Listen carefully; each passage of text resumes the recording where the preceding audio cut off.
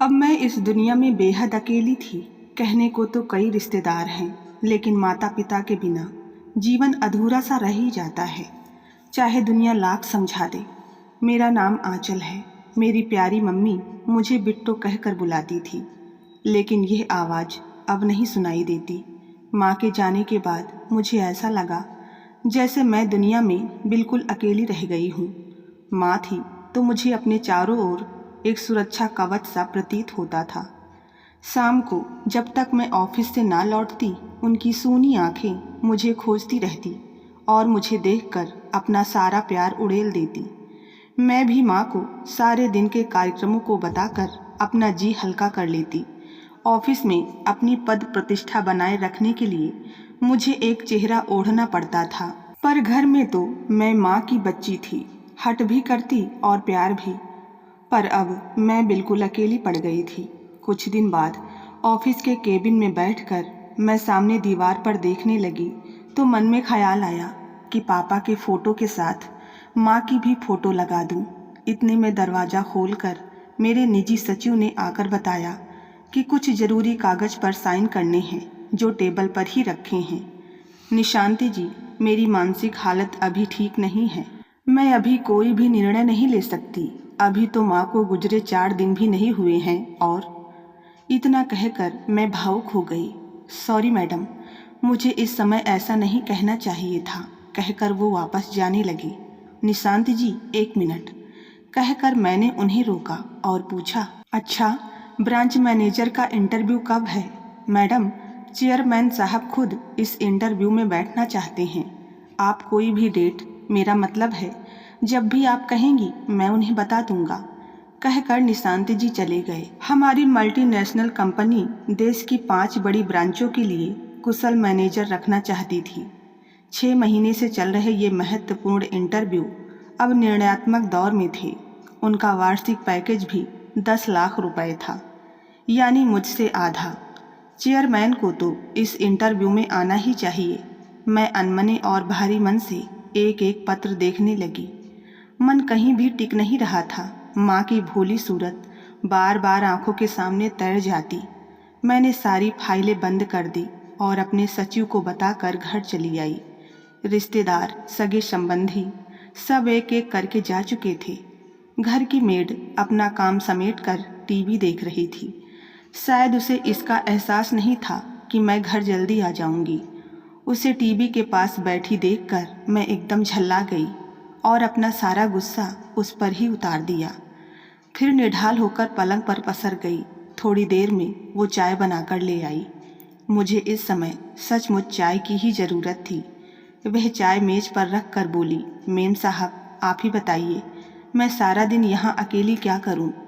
माँ जी और मैं इस समय टीवी ही देखा करते थे। आपको पसंद नहीं है तो अपना घर खुद ही संभालिए, कहकर वो तेजी से बाहर चली गई। मेरे क्रोध और धैर्य की सीमा ना रही। इसकी इतनी हिम्मत कि मुझे कुछ कह सके, मेरी बात काट सके। वह इस बात पर मेरा काम छोड़ भी देती तो मैं उसे रोकती नहीं, चाहे बाद में मुझे कितनी ही परेशानी होती। मैं बदहवास एक कमरे से दूसरे कमरे में बिना मकसद घूमती रही। मुझे लग रहा था माँ की आकृति कहीं आस पास ही तैर रही है। मैंने माँ की तस्वीर पापा की तस्वीर के साथ लगा दी। उनकी फ़ोटो पर लगे गेंदे के फूल मुरझाकर पापा की तस्वीर पर लगे नकली फूल की शक्ल ले रहे थे। झुक कर बात करना तो मैंने कभी सीखा ही नहीं था। बचपन से आज तक मैंने वही किया जो मेरे मन को भाया। जिससे सहमति नहीं बन पाती उससे मैं किनारा कर लेती। मैं माँ की तस्वीर के पास जाकर उन्हें देखती रही और फिर बीते दिनों के ऐसे तहखाने में जा पहुँची जहाँ बहुत अंधेरा था। पर अंधेरा भी मैंने ही किया हुआ था, वरना ये दोनों तो मेरे जीवन में उजाला करना चाहते थे। मुझे अपना खोया हुआ बचपन याद आने लगा और मैं अपने ही अतीत के पन्नों को एक एक कर पलटने लगी। इकलौती संतान होने के कारण माँ और पापा का सारा प्यार मेरे ही हिस्से में था। जब भी पापा को कोई मेरे लड़की होने का एहसास करवाता, पापा हंसकर कहते कि यही मेरा बेटा है और यही मेरी बेटी भी। उन्होंने मेरी परवरिश भी मुझे बहुत सी स्वतंत्रता देकर अलग ढंग से की थी। माँ जब भी मुझे किसी लड़के के साथ देखती या देर शाम को घर आते देखती तो अच्छा बुरा समझाने लगती, और पापा एक सिरे से माँ की बात को नकार देते। स्कूल की पढ़ाई खत्म होते ही मैंने प्रोफेशनल कोर्स ज्वाइन कर लिया। साथ ही दूसरे वह सभी काम सीख लिए जो पुरुषों के दायरे में आते थे।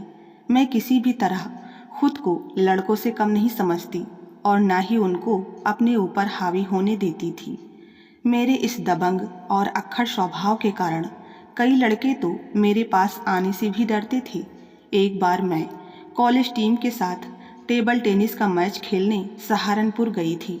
रात को खाने के समय बातों बातों में मुझे एक लड़के ने प्रपोज किया, तो उस लड़के के कंधे पर हाथ रखकर मैं बोली, एक बात तुम्हें साफ साफ बता दूं कि मैं ऐसी वैसी लड़की नहीं हूं और ना ही मुझे आम लड़कियों की तरह हल्के में लेना। दोबारा मेरे साथ नाम जोड़ने की कोशिश भी मत करना। वह लड़का तो चुपचाप वहां से चला गया, पर मेरी पक्की सहेली नेहा ने मुझसे कहा, इतना गुस्सा भी ठीक नहीं है आंचल। उसने कौन सी तेरे साथ बदसलूकी की है? प्रपोज ही तो किया है। तू विनम्रता से इनकार कर देती। बात बात पर ऐसा रौद्र रूप दिखाना ठीक नहीं है। यह बात हमारे कॉलेज में आग की तरह फैल गई। मेरा कद 2 इंच और बढ़ गया। उसके बाद फिर किसी लड़के ने मेरी ओर आंख उठाने की भी हिम्मत नहीं की। MBA करने के बाद मुझे एक से एक अच्छे ऑफर आने लगे। मैं भी दिखा देना चाहती थी कि मैं किसी से कम नहीं हूँ। पापा का वरद हस्त तो सिर पर था ही। जहाँ मेरे साथ पढ़े लड़कों को 20,000 के ऑफर मिले, मुझे 40,000 का ऑफर मिला था। पापा को अब मेरी शादी की चिंता सताने लगी, पर मैं अभी ठीक से सेटल नहीं हुई थी। वैसे भी मुझे अपने लिए एक ऐसा घर वर ढूंढना था जो मेरी बराबरी और मेरे विचारों के अनुकूल हो। मैं पापा के अनुरोध को टालना भी नहीं चाहती थी और शादी करके अपना आने वाला सुनहरा कल गंवाना भी नहीं चाहती थी। इसीलिए पापा जब भी कोई रिश्ता लेकर आते, मैं कोई ना कोई कमी निकाल ही देती। एक दिन माँ पापा ने मेरी पसंद और नापसंद के बीच झूलते हुए दुखी मन से कहा, शादी तो तुम्हें करनी ही पड़ेगी, यही समाज का नियम है। तुम अपनी नहीं तो हमारी चिंता करो। लड़का भारतीय सेना में डॉक्टर था। मुझे इस बात से संतोष था कि वह मेरे साथ नहीं रहेगा और मैं मनचाही नौकरी कर सकूंगी। शादी के दिन मैं बड़े अनमने मन से तैयार हो रही थी। मुझे चूड़ा और बिंदी पहनना, महंगे लहंगे के साथ ढेर सारे जेवर और कोहनी तक मेहंदी रचाना आदि आडंबर लगे। मैं सोचती रही कि जल्दी से किसी तरह ये निपटे तो इससे मुक्ति मिले। हर श्रृंगार पर मैं पूछती कि इसके बाद तो कुछ नहीं बचा है। क्यों, पति से मिलने की इतनी जल्दी है क्या? सहेलियों ने पूछा। कोई और अवसर होता तो मैं कब का उन्हें भगा चुकी होती, पर यह सामाजिक व्यवस्था थी। उस पर माँ पापा की इच्छा का भी ख्याल था। जितनी देर होती रही मेरा धैर्य चुकता रहा। उसी समय बारात आ गई। मेरी सहेलियाँ बारात देखने चली गई और मैं अकेली कमरे में बैठी थी। तभी मेरे पास वाले कमरे से पापा की आवाज़ आई, भाई साहब, हमसे जो बन पड़ा है हमने किया। कोई कमी रह गई हो तो हमें माफ़ कर दीजिए। मैंने देखा पापा हाथ जोड़कर विनती कर रहे थे। कार का इंतजाम इतनी जल्दी नहीं हो पाया, वरना उसी में बिठाकर बेटी को विदा करता। कार की तो कोई बात नहीं है भाई साहब, बस अपनी बेटी के महंगे गहने शादी के फौरन बाद ही उतरवा दीजिए। इतना सुनना था कि मेरे तेवर चढ़ गए। क्या मैं इतनी कमज़ोर और अनपढ़ हूँ कि पापा को इतना कुछ देना पड़ रहा है? मैंने वहीं पर तहलका मचा दिया कि इन दहेज के लालची लोगों के घर मैं नहीं जाऊंगी। चारों तरफ एक अफरा तफरी का माहौल खड़ा हो गया। लड़के वालों को लोग अर्थपूर्ण नज़रों से देखने लगे। पापा ने मुझे एक तरफ ले जाकर समझाने की कोशिश की, बेटी, बात इतनी ना बढ़ाओ कि संभालनी मुश्किल हो जाए। जैसा तू समझ रही है वैसा नहीं है। लड़की की शादी में समाज और बिरादरी के भी कुछ नियम हैं। तुम क्या जानो कि क्या कुछ करना पड़ता है। इसमें लड़के वालों की कोई गलती। इतने में किसी ने पुलिस को खबर भेज दी थी तो पुलिस आ गई। फिर क्या था, टीवी चैनल और प्रिंट मीडिया ने मुझे चारों तरफ से घेर लिया। मैंने जो सुना देखा था थोड़ा बढ़ा चढ़ा कर कह दिया। लड़के और उसके घर वाले तो सलाखों के पीछे पहुंच गए और मुझे रातों रात लोग पहचानने लगे। मैं इंटरव्यू पर इंटरव्यू देती रही और वे इसे छापते रहे। उसके बाद तो कई सामाजिक संगठन और समाज सेवी संस्थाएं आकर मुझे मान सम्मान देने के लिए समय मांगती रही। कुछ दिनों में यह बात ठंडी हो गई। पापा ने थाने में कई चक्कर लगाकर उन्हें दहेज के आरोप से मुक्त करवा दिया, पर उन पर लांछन तो लग ही चुका था। पापा उस दिन के बाद अंतर्मुखी हो गए और माँ भी ज़रूरत भर की ही बातें करती। उस हादसे से पापा इतना टूट गए कि दुनिया से उन्होंने नाता ही तोड़ लिया। हाँ, मरने से पहले पापा बता गए थे कि लड़के वालों की तरफ से कोई दहेज की मांग नहीं थी। कार देने का वादा तो मैंने ही किया था और गहने उतरवाने की बात पहले से ही तय थी। देर रात को मेरा इतना श्रृंगार करके होटल में जाना अनचाहे तूफान से बचने का उपाय था, पर तब तक बहुत देर हो चुकी थी। वक्त गुजरता गया और वक्त के साथ साथ मैं ऊंचाइयां छूती गई। पापा की मृत्यु के बाद तो माँ ने भी चुप्पी साध ली थी। मैं उनके दुख को अच्छी तरह जानती थी। उन्हें एक ही चिंता थी कि उनके बाद मेरा कौन सहारा होगा। एक दिन माँ ने समझाते हुए कहा, आंचल, जवान और खूबसूरत लड़की समाज की नज़रों में वैसे भी खटकती रहती है। औरत कितनी भी सबल क्यों न हो, उसे मजबूत सहारे की ज़रूरत पड़ती ही है, जो उसे समाज की बुरी निगाहों से बचा कर रखता है। माँ, छोड़ो भी ये सब बातें। मैं तुम्हें दिखा दूंगी कि मुझे किसी सहारे की तलाश नहीं है। बस समाज को समझाने और टक्कर लेने की हिम्मत होनी चाहिए। यह कहकर मैं वहाँ से उठ गई थी। माँ के कहे शब्द दिमाग में कौंधे तो मैं चौंक कर उठ बैठी। माँ पापा का जो रक्षा कवच मेरे चारों ओर था वो अब टूट चुका था। अपना झूठा दंभ कहाँ दिखाती। घर के सभी काम जो सुनियोजित ढंग से चल रहे थे अब मुझे ही संभालने थे। मुझे इन 4 दिनों में ही अपना अंधकारमय भविष्य नजर आने लगा। आंचल की माँ को गुजरे 4-5 दिन हो चुके थे, पर वह आज भी अतीत में विचरण कर रही थी। 15 अगस्त वाले दिन सुबह सुबह मेरी पक्की सहेली नेहा मिलने आ गई। मैं उसे देखते ही उछल पड़ी और बोली, अब आई है तुझे मेरी याद? माँ की अंतिम यात्रा में शामिल होकर तूने समझा सारे फर्ज निभा दिए। नाराज होते हुए वह बोली, मिलूं कैसे? ऑफिस में तेरा फ़ोन हमेशा व्यस्त रहता है और घर तू देर से पहुंचती है। अच्छा, अब बातें ना बना। यह कहकर उसका हाथ पकड़ उसे बिठाते हुए मैं बोली, बता क्या लेगी? कुछ भी बना ले, नेहा बोली। तेरी बड़ी याद आ रही थी, सो सोचा कि तू आज के दिन तो घर पर ही मिलेगी। और इसी के साथ नेहा पाँव पसार कर बैठ गई। जब तक मैं चाय नाश्ता तैयार करके लाई, नेहा ने मेज पर ढेर सारे पत्र और फोटो बिछा दिए। यह सब क्या है? मैंने मेज के एक कोने पर ट्रे रखते हुए पूछा। बस क्या बताऊं आंचल, आंटी ने मरने से कुछ दिन पहले मुझे बुलाया और तेरे लिए पुनः घर वर खोजने को कहा था। शायद उनसे तेरी बात हुई होगी। यह उसी विज्ञापन के पत्र हैं। बात तो हुई थी, मैंने तो वैसे ही उनका मन रखने के लिए कह दिया था, पर मुझे क्या पता था कि माँ सचमुच मेरे विवाह के लिए इतनी सीरियस हैं। शायद उन्हें अपने जाने का एहसास हो गया था। कहकर मैं बिलखने लगी। आंचल, जमाना अभी भी वही है और समाज आज भी पुरुषों का ही है, बस उनका ही चलता है। तुम नए सिरे से मनुस्मृति लिखने की कोशिश मत करो, रहना तुम्हें भी इसी समाज में है। तुम चाहे कितनी भी ऊंचाइयां छू लो, रहोगी तुम औरत ही। स्त्रियोचित मर्यादा, गुण, स्वभाव, शर्म तुम्हें भी अपनाने होंगे। कहकर नेहा चुप हो गई। मैं इस बहस को ज़्यादा तूल नहीं देना चाहती थी और उत्सुकतावश एक एक करके पत्र और फोटो देखने लगी। बस यही सब रह गए हैं अब मेरे लिए। मैं कुछ लोगों का विवरण पढ़ते हुए बोली, कोई विधुर, 2 बच्चों का बाप है तो कोई तलाकशुदा, किसी का बच्चा विदेश में है तो कोई विकलांग। 1-2 को छोड़कर बाकी मुझसे आधी तनख्वाह भी नहीं पाते। मैडम, अब तुम्हारे लिए कोई 20 वर्ष का नौजवान तो मिलेगा नहीं, मिलेगा तो आदमी ही। तुम्हारी उम्र 40 के आसपास है। अब इस उम्र में कोई अपनी वंश वृद्धि के लिए तो विवाह करेगा नहीं, और ना ही तुम सक्षम हो, और कोई इस उम्र तक तुम्हारे लिए भी नहीं बैठा होगा। अब तो वही मिलेगा जो उम्र के इस पड़ाव में साथ चाहता होगा। तेरा मतलब है मैं उसकी केयर टेकर बनकर उसका साथ दूं? यह कहकर मैंने नेहा की ओर देखा और बोली, इससे तो शादी ना करना ही अच्छा है। मुझसे अपने व्यक्तित्व का अपमान बर्दाश्त नहीं हुआ।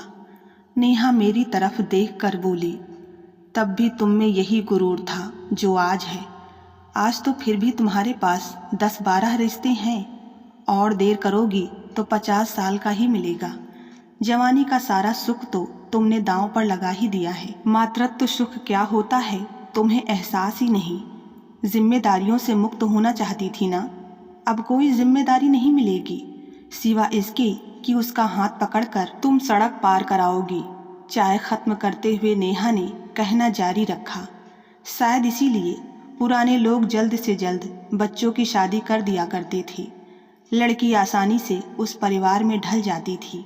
एक दूसरे के साथ रहते रहते प्रेम, तकरार, संवेदनाओं और भावनाओं का एहसास होता रहता था। एक बार फिर से सोच लो तुम, यह जो कुछ तूने कमा कर जोड़ा है ना, उसका सुख तब दूसरे ही भोगेंगे, पर याद रखना इस तपते रेगिस्तान में चलना तुम्हें अकेले ही पड़ेगा। बात कड़वी थी पर सच थी। मुझे नेहा की सरल भाषा में कही गई बातों ने सोचने पर मजबूर कर दिया। मैं अपने अंधेरे भविष्य को देखकर एकदम घबरा गई। अच्छा, अब मैं चलती हूँ, घर पर बच्चे इंतजार कर रहे होंगे। बस इतना बता दो कि तुम शादी करना चाहती हो या नहीं, ताकि मैं इस बारे में आगे सोच सकूं।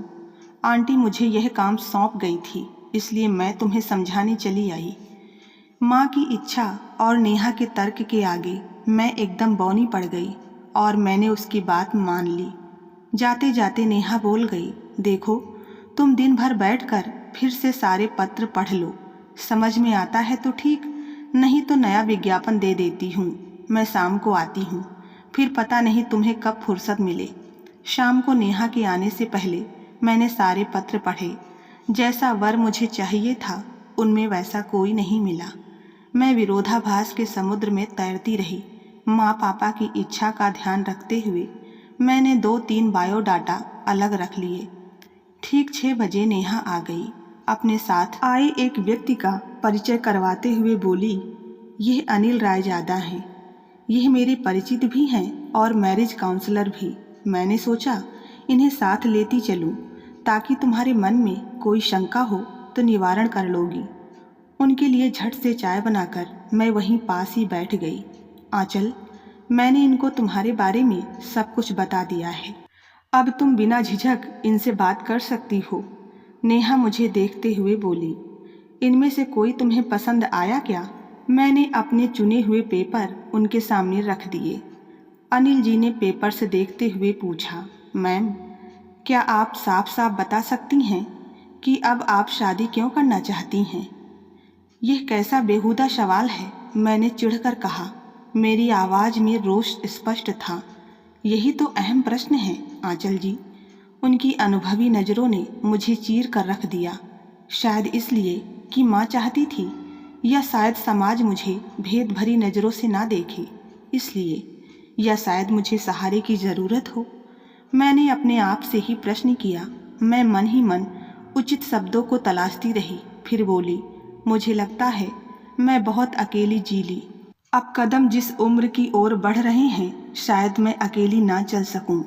मैंने एक एक अक्षर पर जोर देकर कहा, तो वह व्यक्ति भी आपके स्टेटस का होना चाहिए।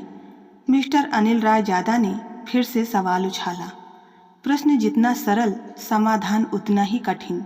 मैंने कहा, मुझे लगता है यह अब संभव नहीं हो पाएगा।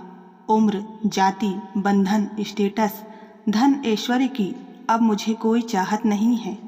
व्यक्ति कैसा भी हो, बस मेरी भावनाओं को समझने वाला और सहारा देने वाला होना चाहिए। एक बार मैंने शादी की उम्र में शादी क्या तोड़ दी, मुझे ग्रहण ही लग गया है।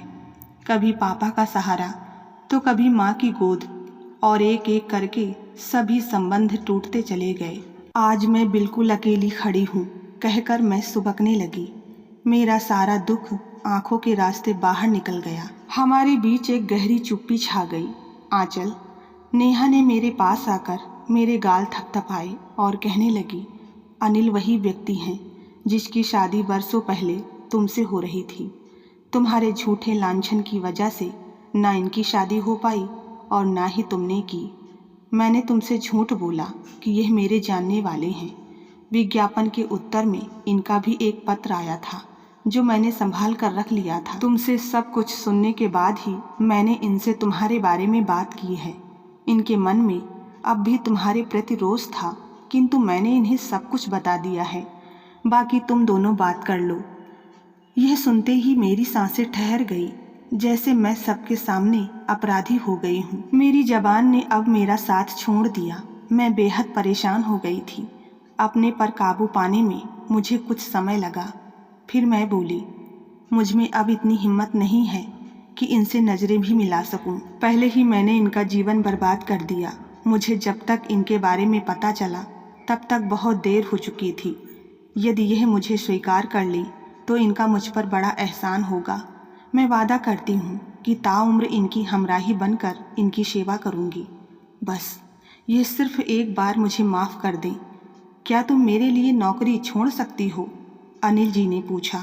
हाँ, आपकी खुशी के लिए मैं अभी इस्तीफा भेज सकती हूँ। बस मुझे एक बार प्रायश्चित का अवसर दे दीजिए, कहकर मैं रोने लगी। मेरा कंठ एकदम अवरुद्ध हो गया और मैं उनके पैरों पर गिर पड़ी। अनिल ने मुझे उठाकर अपने सीने से लगा लिया और बोले, मैं तुम्हें ना तो नौकरी छोड़ने के लिए कहूँगा और ना ही कुछ ऐसा कहूँगा जो तुम्हारी इच्छाओं के विरुद्ध हो। बस पिछली बातों को लेकर मन में कोई अवसाद ना रखना। मैं उनकी ओर ना देखने का बहाना करते हुए भी चोरी चोरी उन्हें देखने लगी। पता नहीं कैसे मुझ में से 18 साल की किशोरी आंचल निकलकर बाहर आ गई और पुनः उनके सीने से जा लगी। मुझे अपने चारों ओर बाहों के घेरे का एहसास हुआ तो मैं वापस वहीं पर पहुंच गई जहां से चली थी। कितनी बड़ी कीमत चुकानी पड़ी मुझे, यह बस मैं ही जानती हूँ। तो बस आज की कहानी में इतना ही।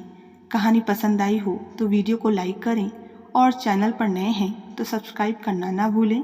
मिलते हैं ऐसी ही एक और नई कहानी के साथ। तब तक के लिए धन्यवाद।